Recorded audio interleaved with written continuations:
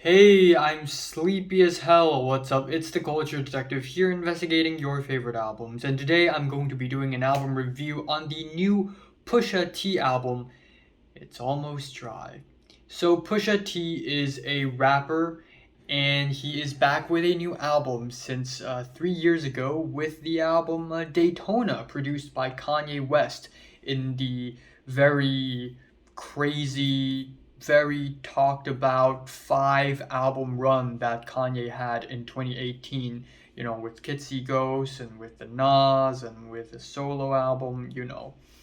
But out of the 5 album run, Daytona was the first one to come out, and it is fantastic. It is a fantastic short album with every single track packing as much as possible with the shortest amount of time, and Pusha T sounds fierce as ever on Daytona. And now Pusha T has returned with a longer album at 35 minutes long. We have It's Almost Dry. And another thing you need to know is that Pusha T used to be formerly one half of Clips, which is a hip hop duo formed between Pusha T and his brother No Malice, and right now, Malice. But, anyways, let's talk about It's Almost Dry. And the thing about this album is that it is mainly produced by 2 producers. One is the incredibly controversial and talked about Kanye West, and the other is the incredibly popular and successful Pharrell Williams. I mean, Kanye is also successful, but you get my idea.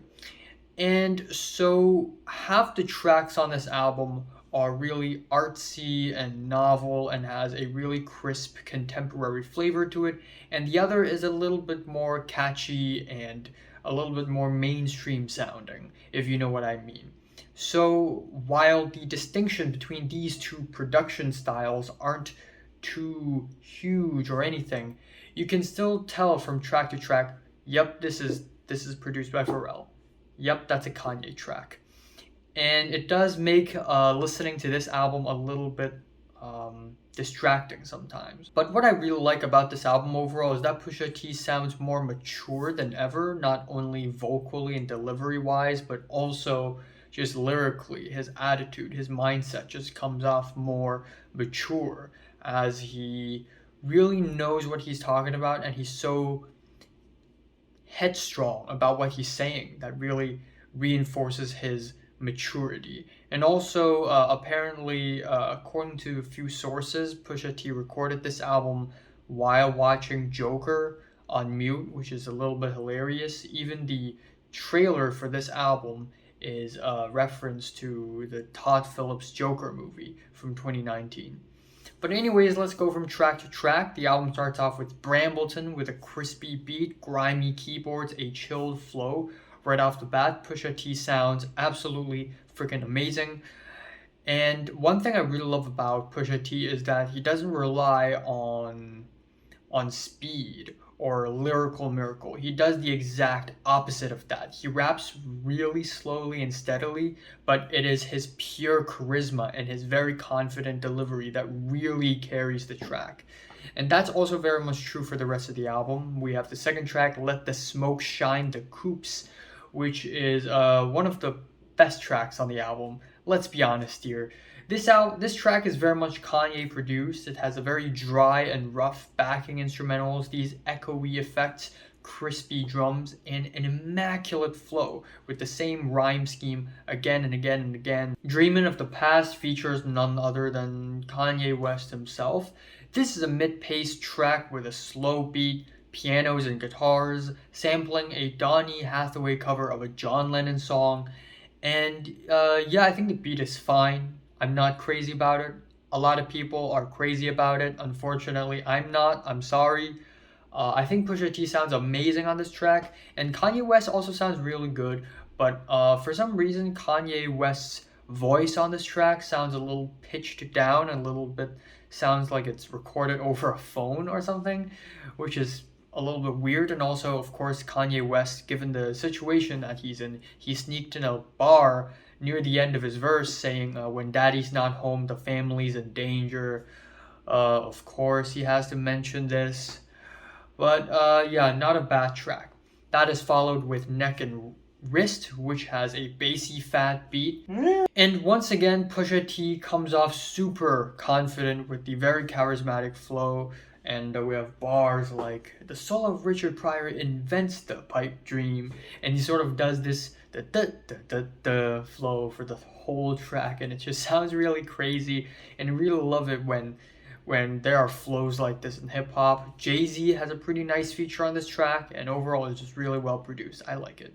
The track, just so you remember, is a minimalist, spacey, skeletal track with some low-key, spacey percussion, and it sounds amazing.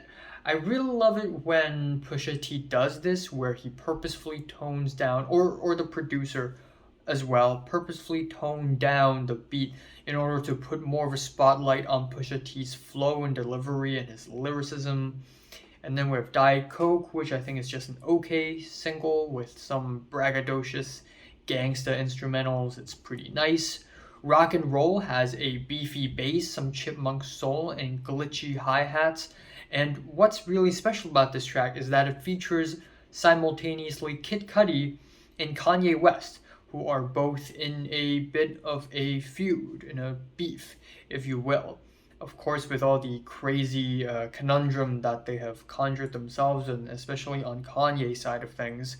And Kid Cudi not too long ago even hopped onto social media to say that this is going to be his last ever appearance in the same track with Kanye, because Kid Cudi has officially cut ties with Kanye after all that insanity. And put the drama aside, I think this is a legitimately good track with great production, great instrumentals, great feature, and Kid Cudi with the distorted effects sounds a little bit artificial, but in the overall context of the track musically, I think Kid Cudi complements really well with Kanye and Pusha T, and it's a good track. The track called My Bluff is a very spacey track that I didn't really like it the first time, but apparently this track has a Neptune inspired beat, which is apparently something that is a bit of an old school 2000s flavor. And I guess I do get the appeal, and Pusha T sounds really tired on this track. I just wish there was a bit more energy to it, but then again, maybe it's part of the energy, maybe it's part of the style. The track Scrape It Off features Lil Uzi Vert and Don Toliver.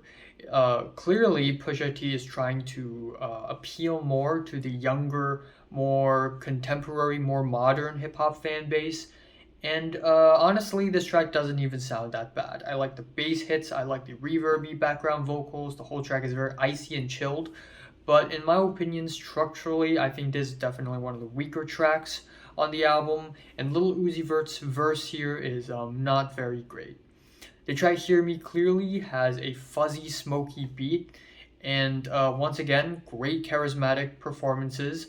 I really love the music video to this track. The music video is fantastic. That is no doubt.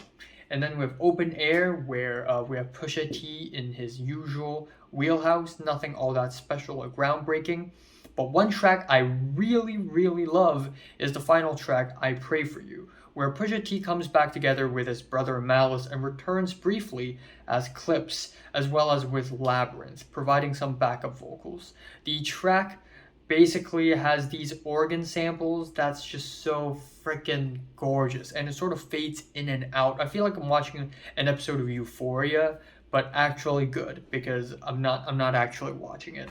So it's only the sound, and it sounds good. It sounds freaking fresh. It sounds awesome. It sounds fantastic. And Pusha T and Malice comes off super passionate and fiery on this track, and it's just such a damn good album ending.